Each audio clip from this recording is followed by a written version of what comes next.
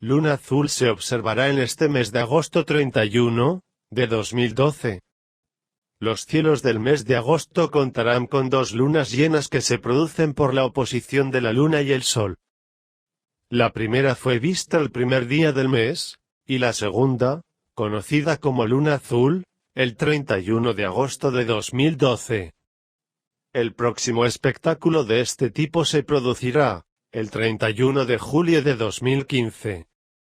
La Administración Nacional de Aeronáutica y del Espacio, NASA por su sigla en inglés, destacó que la luna azul es la segunda luna llena durante un mes calendario.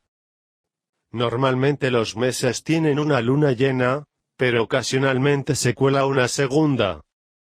De acuerdo con los expertos, las lunas llenas están separadas por 29 días, tiempo que tarda el satélite en dar la vuelta alrededor de la Tierra y durante el cual se observa en todas sus fases desde la luna nueva hasta la llena, cuando la luna está entre la Tierra y el Sol. La NASA explica en su página de Internet que la mayoría de los meses tienen 30 o 31 días de duración, por lo que es posible ubicar 2 lunas llenas en un mismo mes. Esto sucede en promedio cada 2 años y medio, agrega. Los especialistas recuerdan que desde la Tierra se puede observar la luna porque la luz del Sol se refleja en su superficie, y mientras viaja alrededor del planeta se va en diferentes partes de su lado iluminado. El término luna azul no tiene un claro origen. Se supone que viene desde 1883, cuando el volcán en Indonesia llamado Krakatoa entró en erupción, enviando altas columnas de ceniza en la atmósfera, y algunas de las nubes de ceniza estaban llenas de partículas del tamaño justo para dispersar fuertemente la luz roja, mientras permitían el paso de otros colores. Según la NASA, los rayos de luz de la luna al pasar por esas nubes de ceniza adquirieron un tono azulado o verdoso. En esta noche celebramos la luna llena de Virgo. Como observaron en el video, tuvimos en este mes de agosto 2 lunas llenas. Pero la primera era la luna llena de Leo y la segunda la luna llena de Virgo en un solo mes. Pueden ustedes aquí mirar, hoy se encuentra el Sol a 8 grados 34 minutos de arco de Virgo y la luna a 8 grados 34 minutos de Piscis, formando un ángulo de 180 grados, que es lo que representa la luna llena. Podemos entonces tomar esos 2 polos, hoy el polo de Virgo y el polo de Piscis, y vamos a esta noche a presentar pues un conjunto de enseñanzas que nos permite poder apreciar toda esa grandiosidad que trae cada luna llena desde el punto de vista de la física, desde el punto de vista de la biología, desde el punto de vista de la psicología, desde el punto de vista espiritual. O sea, la luna llena es un fenómeno muy especial, muy extraordinario. Vemos que la luna se encuentra en conjunción con Neptuno, que se encuentra a 1 grado de Piscis, y vemos allá que Mercurio está a 28 grados 59 minutos de arco, casi 29, con el Sol formando un campo magnético también, como si fuera un poco un campo magnético de radiación sobre la conjunción. Entonces, podemos también observar en este mapa, aquí está Saturno a 26 grados de Libra y Marte a 5 grados de Escorpio. Desde el mes de junio, sobre todo, y julio y agosto, hemos tenido a Marte caminando cerca a Saturno. Marte, que representa la violencia en el sentido negativo, y Saturno, que representa pues todo lo que es la crueldad. Y vemos, hemos sido testigos aquí en los Estados Unidos de cuántos avaleos en estos meses. Todavía hoy, ¿cierto? O sea que eso en realidad muy poco frecuente, pero durante todo el tiempo de esa conjunción de Saturno y Marte, ¿verdad?, hemos tenido pues estos sucesos tan desgraciados en un país que en su constitución permite, como si fuera un atributo, que los ciudadanos tengan armas. Entonces, pues, afortunadamente estamos saliendo ya de esa separación de Saturno y Marte, y entonces poco a poco va a ir disminuyendo este tipo de factores, poco a poco va a ir disminuyendo. Tenemos que tomar también en cuenta que Saturno y Marte estuvieron haciendo un ángulo de 90 grados frente a algunos planetas del mapa de los Estados Unidos en Cáncer, y de ahí vemos pues esto. En cada país, evidentemente, esta conjunción de Marte y Saturno produjo distintas reacciones acorde con los mapas de nacimiento, horóscopo de cada país. Bien, entonces vamos a hablar un poco pues, sobre este factor de la luna llena de Virgo, donde está el Sol en Virgo y donde está la luna en Piscis. Virgo representa todo lo que es las partes más pequeñas del universo, en la biología, en los estudios microscópicos, en la psicología, ¿verdad? Y justamente por eso Virgo tiene que ver con la investigación, en tanto que Piscis tiene que ver con el fenómeno opuesto, todo aquello que se diluye en lo ilimitado, como el agua en el océano, y justamente Piscis rige el océano. De ahí que entonces vamos a presentar varios factores, ¿verdad? Relacionados con esta luna llena de Virgo. Ustedes saben que hace unas cuantas semanas se ha dado una noticia impactante en el mundo científico sobre el descubrimiento de la llamada la partícula de Dios. La Organización Europea para la Investigación Nuclear entonces ha informado que lo que se ha llamado desde hace decenios el bosón de Peter Hyde, en honor a este hombre, o sea, la partícula más pequeña, la clave para entender la estructura fundamental de la materia, ha sido o ha empezado el proceso cercano de su descubrimiento. Esta partícula más pequeña, la partícula que reparte masa a todos los demás, como quien dice la partícula mala, que originó la formación de nuestro universo, según la teoría del modelo estándar. Estos creadores y todo este laboratorio de científicos han dicho: hemos superado una nueva etapa en nuestra comprensión de la naturaleza. O sea que este es un descubrimiento tan extraordinario que todavía está en proceso y es a finales de año cuando se va a dar la última palabra sobre este aspecto.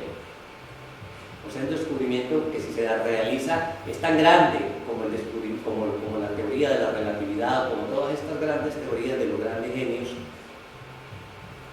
Newton, Einstein. Entonces, François Englert postuló por deducción la existencia de esta partícula llamada el bosón de Higgs. La partícula del principio del universo, en un túnel de 27 kilómetros de diámetro, 10 metros bajo la Tierra, los físicos provocaron el choque de miles de millones de protones para encontrar el resto de la partícula inicial del bosón entre los restos de cascadas de partículas para descubrir cómo fue que se organizó la materia.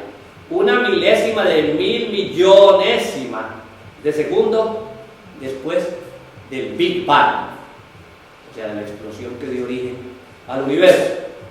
El maestre Dr. Serrano de la Ferrier, en su obra Yoga-Yogismo, nos hacía observar: las moléculas son neutras, están en movimiento perpetuo y son las que componen los cuerpos sólidos, líquidos y gaseosos.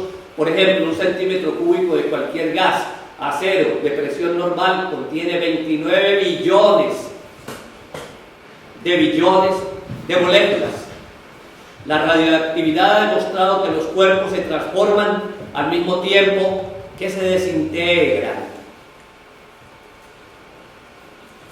Por transformaciones sucesivas se llega al átomo último, y él lo llama ese átomo último el eterón, o sea, también el maestre por deducción llega ahí.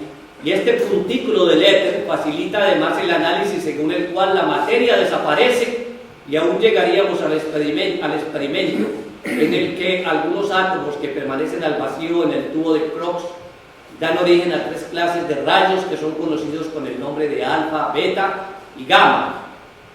Enseguida están los rayos ultragamma que provienen de más allá de la Vía Láctea. Generalmente se ha creído que vienen solamente del Sol, y para prolongar más el estudio, ¿y para qué prolongar más el estudio? Si tendremos forzosamente de un momento a otro que decidirnos a reconocer una primera vibración y bautizarla con el nombre que se quiera, si ello es para escapar al término Dios. En todo caso, este principio vida no puede ser desmentido y todo empieza por ahí. Y ese origen común de todas las cosas en este mundo establece bien la justicia perfecta que nos hace parte de un gran todo del cual debemos realizar la idéntica esencia, tanto en lo inherente a los principios orgánicos como en los inorgánicos. Y tal identificación es lo que constituye en la yoga el yuga. Pues a nivel atómico, a nivel de la materia, esta partícula representaría el origen de un proceso cósmico que dio origen a nuestro universo. Hay un segundo factor que tiene que ver con este eje de Virgo y Piscis. En la referencia anterior podemos observar que justamente por transformaciones sucesivas y descomposición de lo más grande, partículas, moléculas, átomos, partículas subatómicas, rayos X, ultravioletas y todo eso, ¿verdad? El proceso de Virgo, entonces se llega a la fuente de la vida, Piscis, que es o Dios, o el conjunto de leyes en el universo infinito, o como le queramos llamar. Asimismo, respecto al proceso patológico y fisiológico, encontramos que tenemos las células. Muy bien, pero más allá de las células, entonces se ha llegado a la unidad microscópica, igualmente el proceso de Virgo, que son los genes. Los genes son materia formada de átomos y moléculas. Los genes son materia formada de átomos y moléculas. La información genética es transportada por una molécula larga que se llama el ADN, como si fuera Adán.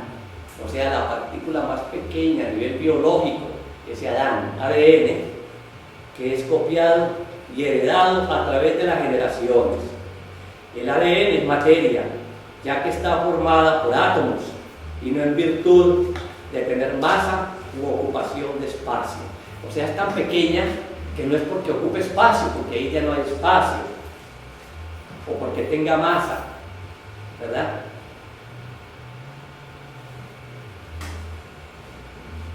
Pero igualmente, en respecto a este punto de los genes, de esa partícula más pequeña, el doctor Serreno de la Ferrier nos presenta una enseñanza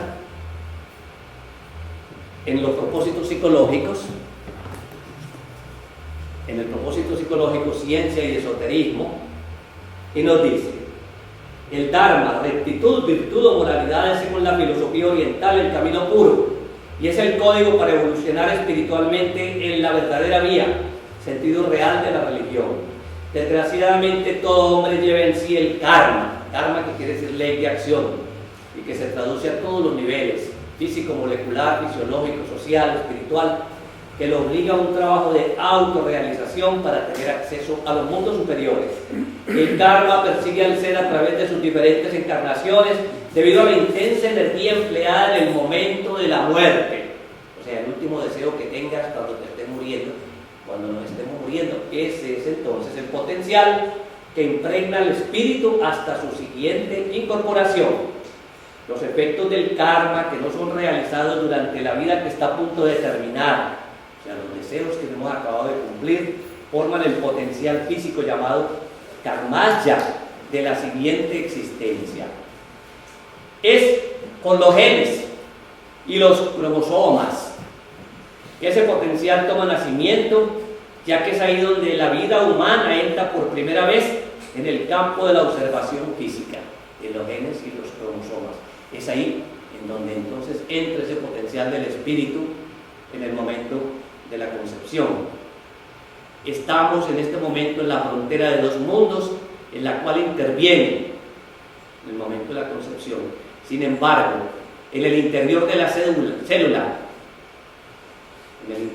célula, que es el óvulo fecundado, algo de la naturaleza molecular, o sea que viene de otro plano, en su estado libre. Y justamente ese algo que proviene de otra dimensión es Piscis, ¿verdad? Y esa partícula más pequeña a nivel biológica, pues son los genes y son los cromosomas. Ahora bien, la luna llena de Virgo, a nivel anatómico, fisiológico, Virgo rige los intestinos, el duodeno, el yeyuno, el íleo y también el proceso llamado de la quilificación. Hay 4 etapas en ese proceso del metabolismo biológico y del metabolismo nutricional. El uno se llama absorción, el segundo asimilación, el tercero selección y el cuarto utilización. Y este proceso que sucede en la célula, en el organismo, en el metabolismo nutricional, sucede también cuando nosotros recibimos una enseñanza. Primero tenemos que absorber qué es eso, después asimilarlo, después seleccionar lo que entendimos y lo que no entendimos para investigar lo que nos falta por comprender, y después tenemos que ver cómo vamos a utilizar ese conocimiento. Vamos a ver, entonces en la célula y en el proceso metabólico tenemos la absorción. La absorción a través de células en el tubo digestivo, especialmente el intestino delgado. La absorción. Las células del intestino delgado tienen pliegues para que la superficie sea mayor, para absorber varios kilogramos de carbohidratos, 500 a 1000 gramos de grasa y 20 o más litros de agua al día. El metabolismo incluye 2 procesos, el proceso de síntesis y el de degradación o descomposición, que sostienen la vida celular. Así, la glucosa absorbida proviene de los almidones o féculas, el azúcar común o sacarosa y el azúcar de la leche o lactosa. Después viene la selección. Si nos fijamos en los hidratos de carbono, vemos que la glucosa absorbida puede tener 3 destinos. Uno, o se almacena en el hígado o en los músculos en forma de glucógeno, o sea, muchas moléculas de glucosa unidas, o se convierten en grasa y son utilizadas directamente. Y luego la utilización. En el proceso metabólico tenemos, por ejemplo, el glucógeno. El glucógeno se almacena en el hígado y se puede degradar en glucosa y ser liberado en la circulación cuando se necesita para mantener constante la glucosa en la sangre, por ejemplo, durante el ejercicio, cuando hacemos ejercicios, o durante el ayuno, para que se convierta como resultado final en energía, una abstracción. Piscis, ¿qué es la energía? ¿Qué es la vida? Una abstracción, y eso es Piscis, la abstracción. Y el glucógeno muscular, o sea, moléculas de glucosa unidas que se usan también como fuente de energía. Ahora bien, Piscis rige los procesos húmedos y los procesos linfáticos. Los procesos húmedos y linfáticos produce la acción reblandecedora de los tejidos. Antes de su paso al intestino delgado, los alimentos entran en la quilificación de los mismos y es el líquido formado por la digestión de los alimentos. O sea que el polen, todo eso se tiene que convertir como en un líquido. Ahí vemos la función de Piscis. Estas sustancias nutritivas van a través de la sangre y la linfa que conducen los glóbulos rojos y los glóbulos blancos. Ahora, cuando se produce un aumento excesivo de glóbulos blancos, se produce lo que se llama la leucocitosis. Cuando pasa de 11.000 glóbulos blancos, entonces hay leucocitosis. o sea, un exceso de glóbulos blancos, que afecta, que enferma entonces todo este sistema que nos defiende contra las infecciones. Hay una enseñanza, igualmente del maestro Serrano de la Ferrier, en La magia del saber, que nos dice: cuando se habla acerca de la sanación hay ciertas reglas elementales como esta, que la gente ignora. Por ejemplo, en patología llamamos leucocitosis a un absceso acompañado de suciedad y de pus.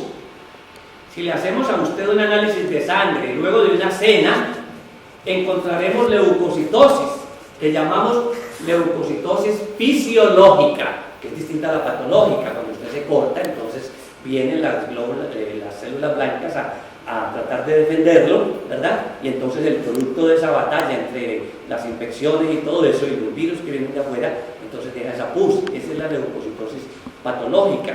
Pero cada vez que comemos se produce una leucocitosis fisiológica.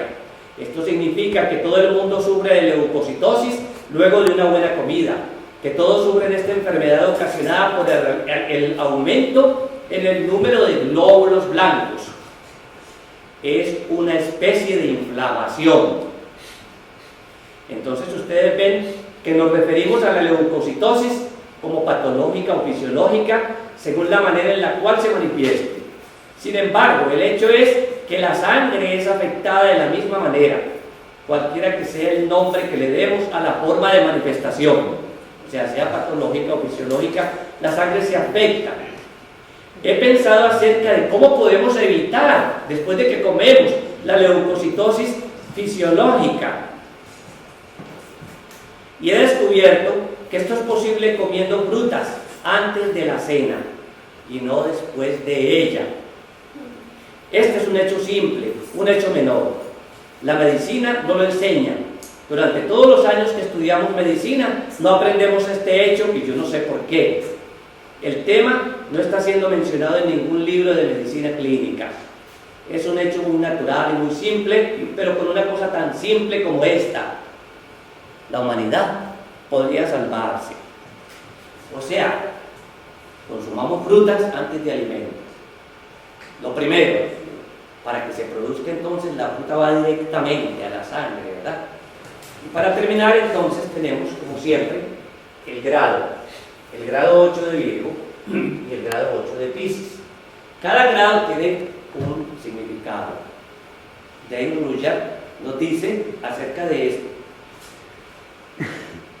El grado 8 de Virgo tiene como símbolo un niño de 5 años que toma una primera lección de danza.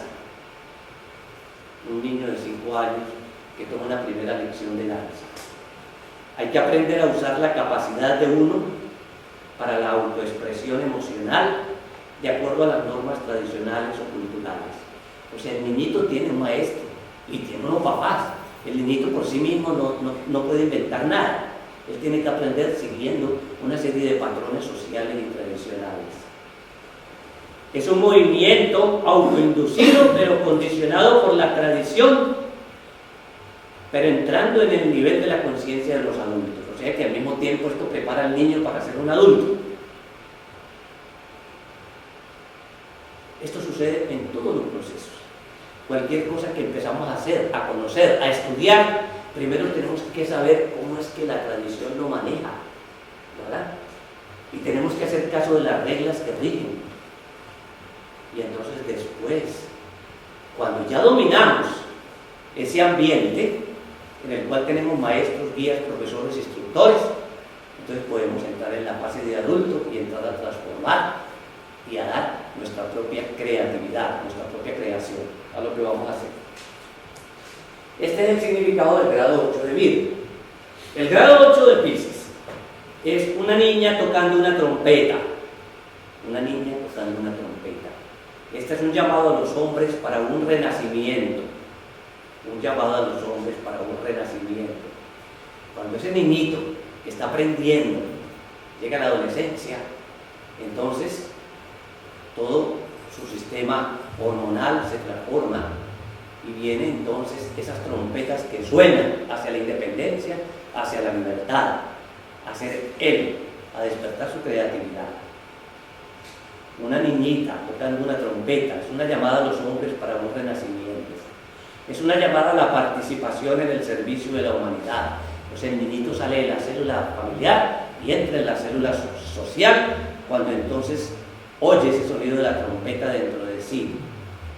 Pero es una llamada a la participación al servicio de la humanidad ante una crisis evolutiva que se aproxima.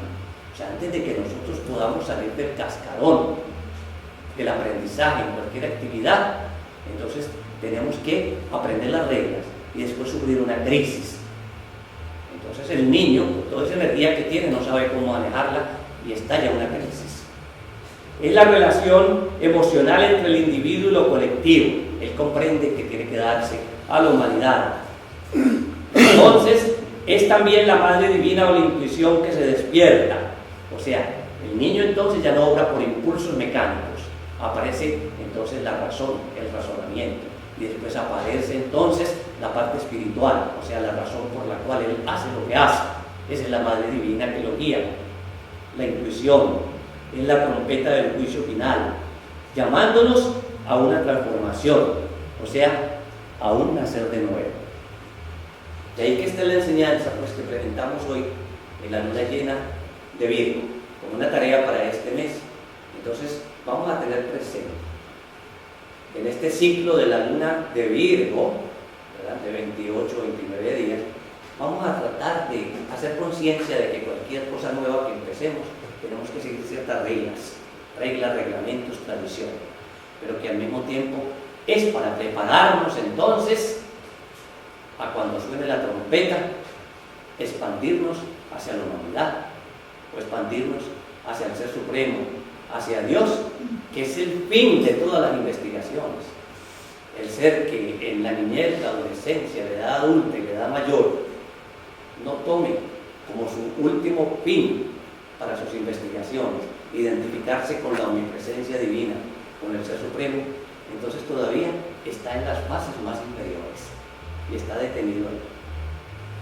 Vamos a hacer pues ese trabajo que nos trae esta hermosa luna azul, la luna llena de